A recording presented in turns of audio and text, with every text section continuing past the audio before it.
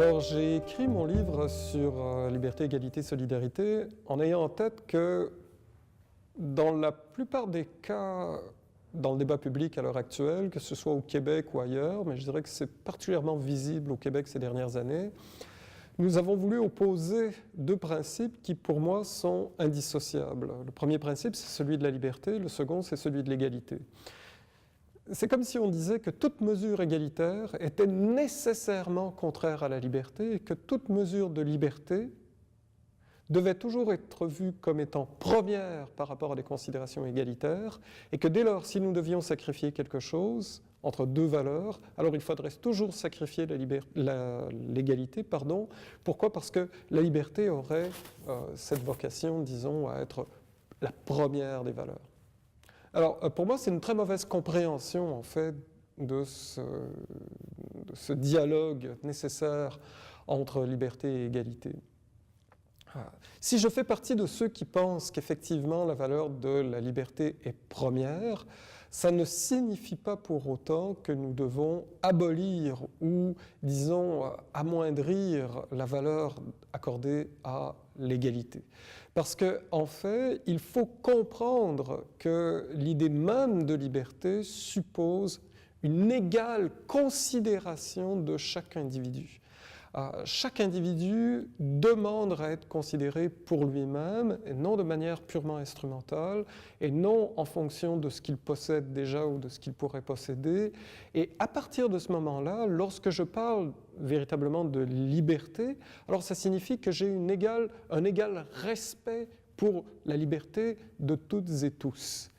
Dès lors, on ne peut pas opposer liberté et égalité parce que si nous enlevons le principe d'égalité à la liberté, alors nous dépossédons cette dernière de son sens et nous faisons d'elle quelque chose qui relève en fait d'une liberté qui accorderait aux uns la possibilité de nier la liberté des autres, ce qui m'apparaît une aberration, enfin ce qui est une aberration.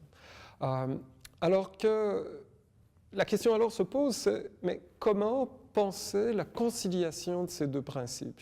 Eh bien, pour moi, la conciliation de ces deux principes se fait par l'idée de solidarité, en fait.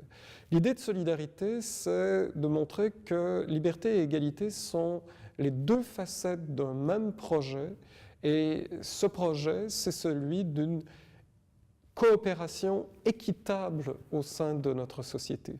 Alors, vous savez, une société, ce n'est ni un bloc homogène, ni simplement l'agrégation de ses composantes individuelles. Autrement dit, une société, ce n'est pas quelque chose qui flotterait au-dessus de nos têtes et qui dicterait nos comportements, comme si finalement nous n'étions que des marionnettes de quelque chose comme un tout social. Nous ne serions que des, disons, différentes facettes ou différentes modalités d'expression de quelque chose qui, en réalité, est un tout non seulement homogène, mais cohérent, qui impose aussi sa vision des choses sur nos choix.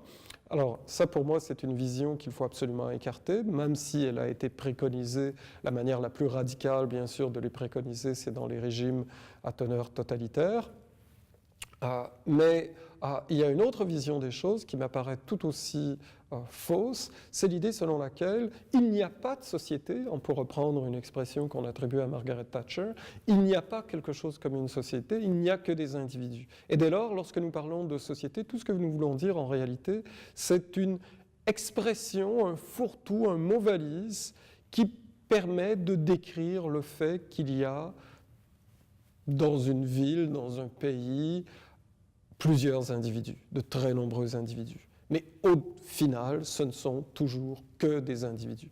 Alors, cette perspective m'apparaît tout aussi fausse en réalité. Pour qu'il y ait quelque chose comme société, pour qu'il y ait quelque chose comme véritablement une vie en commun, et je crois que cela est nécessaire pour l'individu, mais ça j'y reviendrai, pour qu'il y ait quelque chose comme une société, il doit y avoir une interaction. Et cette interaction doit être la plus positive possible.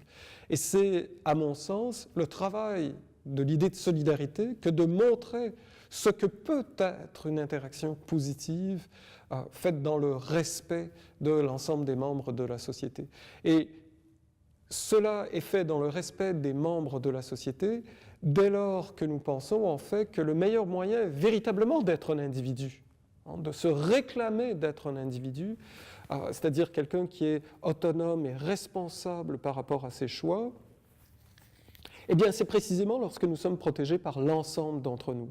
Autrement dit, l'interaction qui existe entre nous, que moi je nomme solidarité, si vous voulez, la manière positive de rendre compte de l'interaction qui existe entre nous, eh bien c'est cela qui nous permet véritablement d'être des individus qui peuvent se développer, qui peuvent affirmer ce qu'ils sont, qui peuvent choisir des options non pas en fonction de déterminismes sociaux, mais parce qu'ils les ont véritablement choisis, qui peuvent avoir des projets de vie qui leur conviennent, qui peuvent vivre de manière véritablement libre.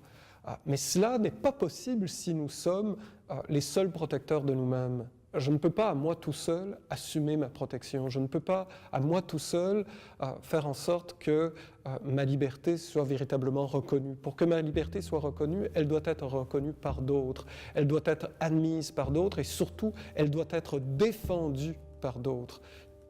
Ce qui est vrai des autres, l'est tout aussi bien de moi, c'est-à-dire j'ai exactement le même rôle au sein de cette société. Donc vous voyez, c'est ainsi que je conçois donc cette triangulation.